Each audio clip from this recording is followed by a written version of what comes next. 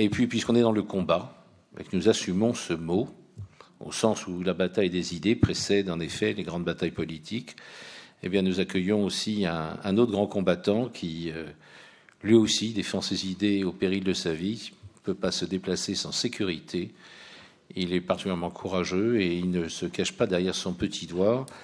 Vous le connaissez tous, il est journaliste, il est écrivain, il est réalisateur, notamment de Pourquoi l'islamisme séduit-il à Paris, Armand Collin, et je crois qu'il a été adapté à la télévision. Tu nous préciseras cela. Mohamed Sifawi, merci d'être parmi nous. Tu as la parole.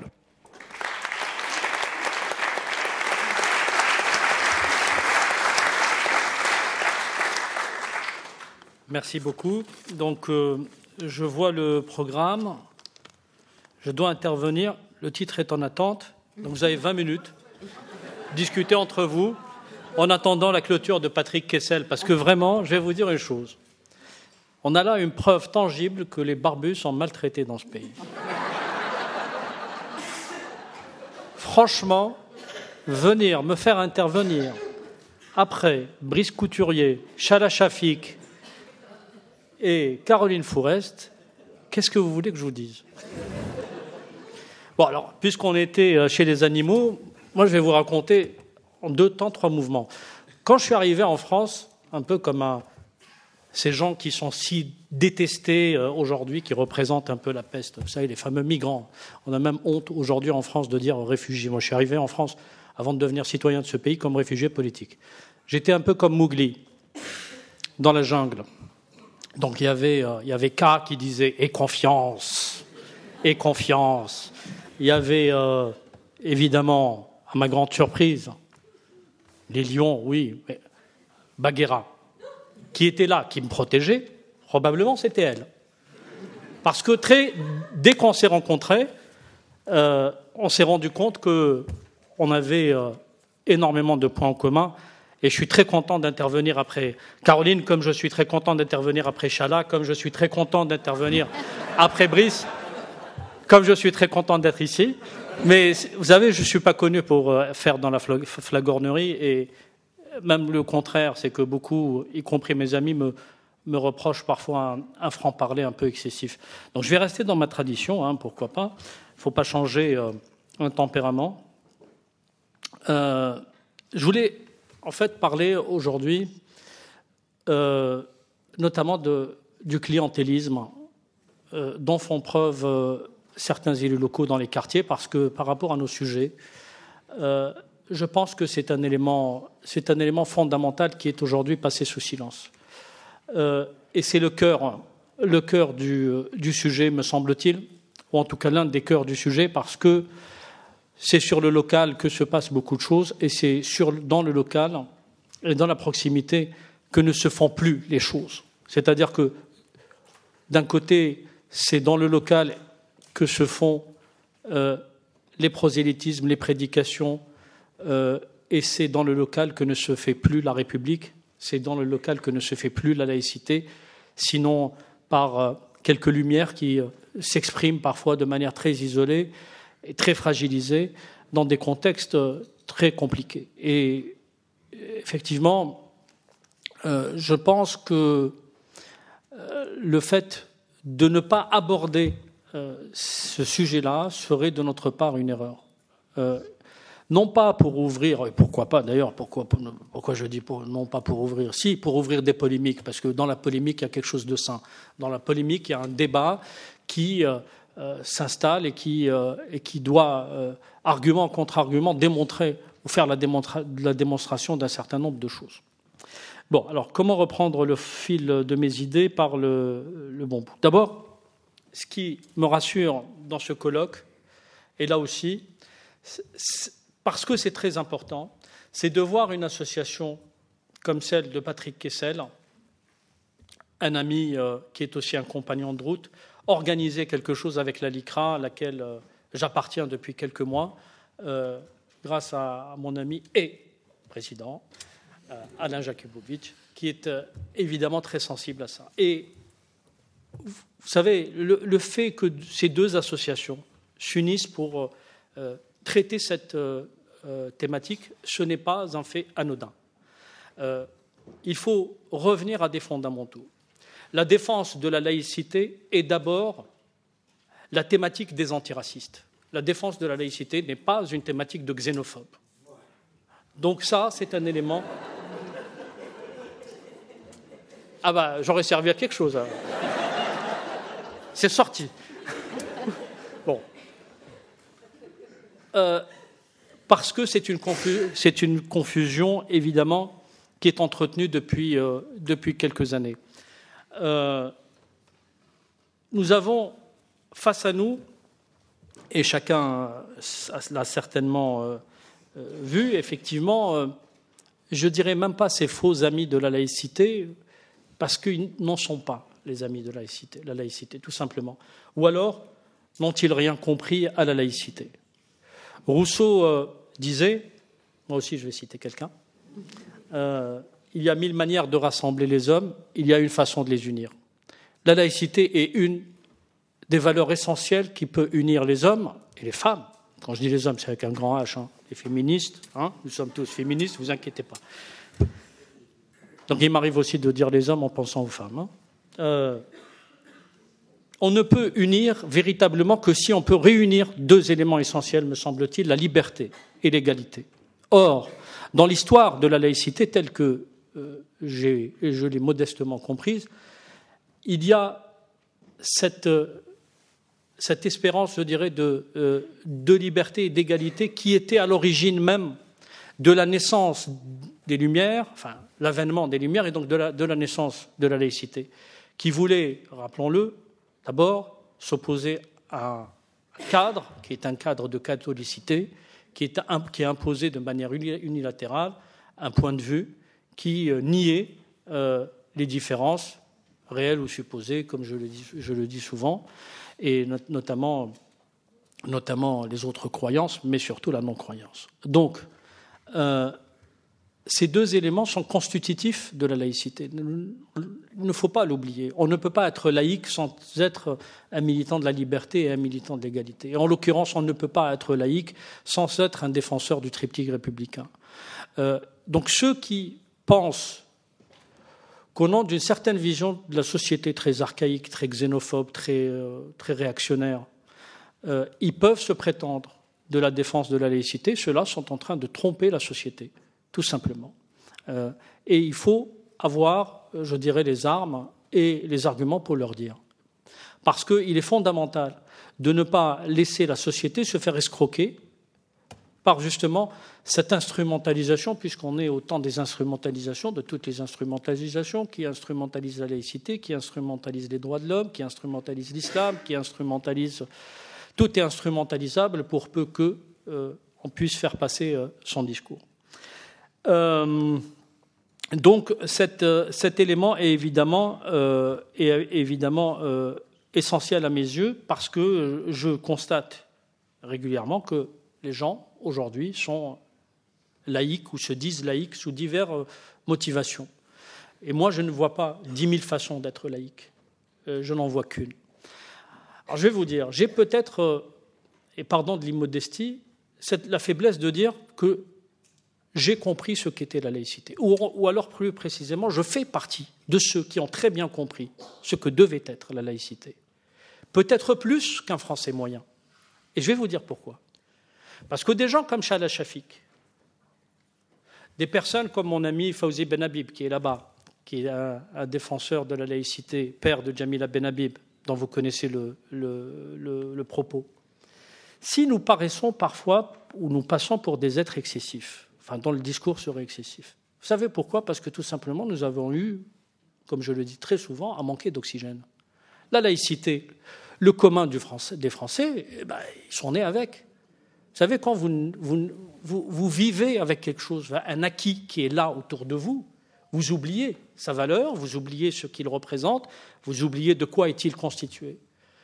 Quand des gens comme nous, c'est-à-dire ayant eu le parcours qui est le nôtre, c'est pour ça que nous sommes parfois énervés, en voyant nos compatriotes d'aujourd'hui agir avec une telle, je dirais, une telle nonchalance par rapport à leurs propres valeurs fondamentales, c'est quand même un comble.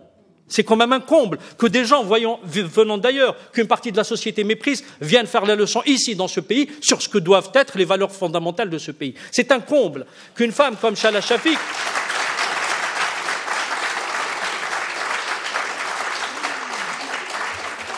Quand je dis comme Chala Shafik, je parle de ses qualifications, de son caractère de femme brillante, puisse se battre aujourd'hui, parce que c'est ça notre drame, c'est qu'aujourd'hui encore, après Charlie, après le 13 novembre, après Nice, après Magnanville, après Saint-Étienne-du-Rouvray, après toutes les tentatives, nous soyons là encore un samedi après-midi à discuter de ça. C'est ça notre drame.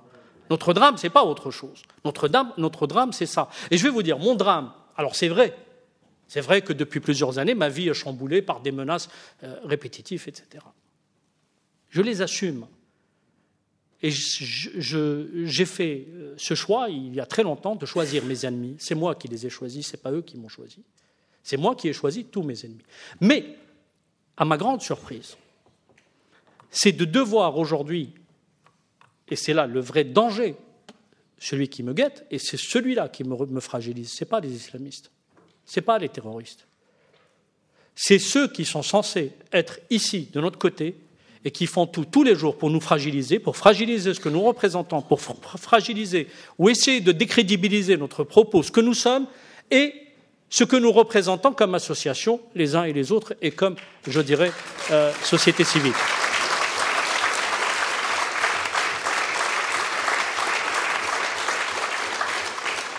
Ce ne sont pas les islamistes, ce ne sont pas les terroristes. Pardonnez-moi, ils sont dans leur rôle. Un terroriste, il ne serait plus un terroriste s'il ne prenait pas les armes pour tuer. Un islamiste, on ne le combattrait plus s'il n'était plus islamiste. Donc eux sont dans leur rôle. Aujourd'hui, c'est la société qui n'est plus capable d'assumer le sien. Et ça, on a tendance à l'oublier. Ça, on a véritablement tendance à l'oublier. Donc, notre combat, et c'en est un, et il ne faut pas en avoir honte, parce que ce n'est pas un mot honteux que de dire « je mène un combat ». Oui, nous devons mener ce combat parce que ce combat mérite d'être mené. Et il n'y a absolument aucune honte à dire « nous sommes résolument convaincus que le projet de société que nous voulons est un projet de société qui est universaliste, qui est humaniste, qui est féministe, qui est égalitaire, qui consacre un certain nombre d'éléments autour de la liberté, autour de la démocratie, parce que ce sont là les éléments de notre corpus. Et nous n'avons pas à rougir de ce que nous croyons être des valeurs qui doivent constituer, je dirais, le cadre dans lequel nous avons à évoluer. Je ne vois pas pourquoi devrions-nous avoir honte de dire que nous devons mener ce combat. Et je dirais même plus, même lorsque ces éléments constitutifs du corpus démocratique, dans son sens large, parce que la démocratie, ce ne sont pas uniquement des processus électoraux, même si ce corpus idéologique ne serait pas mis en danger au quotidien, nous devons malgré tout nous battre pour l'entretenir. Parce que c'est un bien si précieux, mais en même temps si fragile, qu'il ne peut pas être considéré, ça serait naïf de le penser, que ce serait quelque chose d'acquis, ad vitam aeternam. C'est-à-dire que rien ne pourrait évidemment chambouler ou faire de la France, je dirais, un autre pays, un autre système de gouvernance et une autre logique. Je crois que l'histoire est, de ce point de vue-là, suffisamment riche en enseignements pour que nous ne puissions pas être suffisants et dormir sur nos lauriers. Il y a effectivement, et ce n'est pas de l'alarmisme, une situation extrêmement grave aujourd'hui. Et je reviens, grave sur le plan local. Alors, sur le plan local, vous avez aujourd'hui l'illustration. Alors, je ne vais pas faire l'amalgame, je ne vais pas stigmatiser, mais c'est une réalité. Il y a des élus qui sont des petits hommes de pouvoir, et j'ai eu à mener plusieurs enquêtes depuis ces 18 dernières années pour le constater sur le terrain, qui sont de petits hommes de pouvoir, qui sont capables de sceller toutes les compromissions avec n'importe qui pour seulement pouvoir gouverner un temps. Et quelle gouvernance, je veux dire. Franchement, être maire de Sevran, c'est pas un truc qui me fait triper. Voilà, je vous le dis franchement, avec tout le respect que je dois, aux administrés de cette commune. Mais honnêtement, c'est pas un truc qui me fait triper. Voilà, je le dis clairement. Il me ferait triper à condition que je puisse défendre un idéal. Mais aller pour être élu dans une commune, que ce soit celle-là ou une autre, à Lunel ou n'importe où, dans toutes ces petites communes qui ont vu fleurir l'islamisme dans sa forme la plus barbare, parce que ça n'a pas fleuri comme ça, parce qu'on l'a un peu aidé aussi. On lui a un peu préparé le terrain. On lui a un peu même parfois déroulé le tapis rouge. Et j'ai eu à le constater à maintes et maintes reprises. Donc, ces petits hommes politiques, qui sont de petits hommes de pouvoir et certainement pas des hommes d'État, il y en a de moins en moins, malheureusement. Oui. C'est pour ça que la société civile a aujourd'hui peut-être un rôle à jouer, plus qu'hier.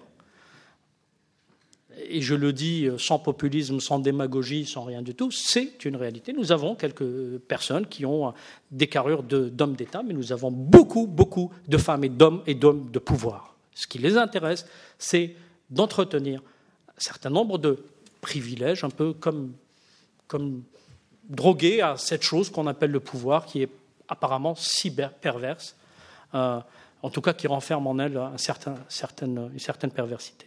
Donc, sur le plan local, on est en train, depuis plusieurs années, de découvrir qu'il y a un certain nombre de compromissions, et le mot est faible. Et je dirais, pas seulement de la part de ceux auxquels on pense. Évidemment, il y a des élus de gauche, on le sait depuis des années, pour les raisons qui ont été évoquées, le paternalisme, le relativisme culturel, le déterminisme, qui pensent que, si je devais prendre une image, comme l'a fait Chala tout à l'heure, que des hommes qui parleraient comme je parle, des hommes venant du Maghreb qui parleraient comme je parle, ils me renvoient souvent cette image que je vais vous décrire. Je serais en fait un défaut de fabrication, loin du référentiel qu'ils se sont imaginés et qu'ils ont promulgué d'autorité. Ah ouais, c'est vrai, je ne vais pas à la mosquée 5 fois par jour. Je ne me suis pas démêlé à droite et à gauche pour pouvoir construire une mosquée dans mon quartier. Plutôt le contraire, disons même. Enfin voilà, j'ai témoigné pour Charlie Hebdo alors qu'il fallait se taper le cul par terre pour pouvoir dire « Ah non, on n'a pas le droit de dessiner mon prophète », etc. Enfin, passez-moi le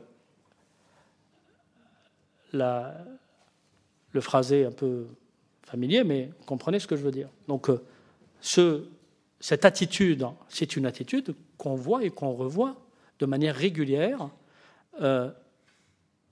venant de ce courant idéologique, oui, dit islamo-gauchiste, et ça a un sens, c'est pas une phrase d'extrême droite, même si l'extrême droite l'a reprise. L'islamo-gauchisme, c'est juste des gens se réclamant de la gauche qui ont fait le choix de soutenir l'islamisme. Voilà ce que ça veut dire. C'est tellement compliqué que voilà, l'islamo-gauchisme est une doctrine, si j'ose dire, qui existe, qui est une réalité. Au nom de valeurs de gauche, on défend le totalitarisme islamiste. C'est tout simple. Donc tout le monde peut le comprendre et le constater. Mais il y a depuis quelques années l'autre bord, et c'est ce qui fait le lit aujourd'hui aussi de l'extrême droite, que la droite aussi commence à se dire « Ah tiens, c'est peut-être une affaire qui peut nous permettre de gagner nous aussi quelques mairies ». Donc le clientélisme existe aussi à droite. À Caroline, on se rappelle, il y a quelques années, quand on témoignait, on était en pleine bataille pour Charlie Hebdo, et nos amis qui étaient à l'époque poursuivis par des associations islamiques et islamistes, les uns et les autres, à l'issue de ce procès, deux députés de l'UMP à l'époque, Lionel Lucas de mémoire et Éric Raoult, se sont empressés ici même à venir déposer un projet de loi pour interdire le blasphème. Oui, parce que l'un voulant caresser dans le sens du poil ses amis catholiques, et l'autre, élu de la Seine-Saint-Denis, voulait draguer un petit peu les islamistes de son territoire. Donc c'est quelque chose qui existe. Plus récemment encore, moi je me rappelle, c'est quelqu'un avec lequel j'ai fait pas mal de débats et pas mal de tables rondes, un ancien flic, donc très viril, comme ça. Hein. Nous, quand nous allons arriver au pouvoir, vous allez voir ce que vous allez voir. Le type a été élu maire d'une commune de la Seine-Saint-Denis. Le 31 décembre dernier, il a offert la salle du gymnase à une association salafiste qui a pu organiser ainsi sa grand-messe. Donc attention, ce n'est pas une question, effectivement, même si en termes de proportion, ça n'a plus rien à voir, mais ça c'est une question, je dirais, de clientèle électorale. Donc en gros, pour finir, nous avons aujourd'hui cette exigence, cette vigilance qui doit être la nôtre, à l'égard notamment des élus, mais pas seulement, c'est de dire nous ne serons pas dupes, c'est-à-dire considérer qu'aujourd'hui le rôle d'un élu, c'est de clientéliser ses administrés et de donner à chaque clientèle ce qu'elle a envie d'entendre. On peut même un jour, peut-être dans les livres d'histoire politique, raconter tout ça et même le conceptualiser pour dire que c'est du sarkozysme. En fait, c'est Sarkozy qui a introduit ça, saucissonnage de la société et tenir à chaque partie le discours qu'elle a envie d'entendre. Et je dirais, à nous de ne pas être suffisamment naïfs, pour dire ah tiens, celui-là dit ce que j'ai envie d'entendre. Parce que d'abord, c'est pas ça la démocratie. La démocratie, c'est pas ce qu'on nous dise, ce qu'on a envie d'entendre. Pardon, ça s'appelle la masturbation intellectuelle, vulgairement. La démocratie, c'est aussi être confronté à des idées qui nous amènent à réfléchir et à penser aussi notre présent et à nous dire parfois des choses, y compris des choses difficiles, pour qu'on puisse relever des défis. Alors, je vais conclure, commencer par Rousseau, j'ai envie de finir par Victor Hugo, parce que c'est un des auteurs, évidemment, qui a constitué la personnalité de l'homme que je suis devenu. Quand j'étais jeune, je le lisais beaucoup. La liberté consiste à choisir entre deux esclavages. Et c'est une phrase qui est effectivement formidable, parce qu'entre deux esclavages, Hugo estime qu'il y a l'égoïsme et la conscience. Et c'est quand on choisit la conscience qu'on devient libre. Je vous remercie.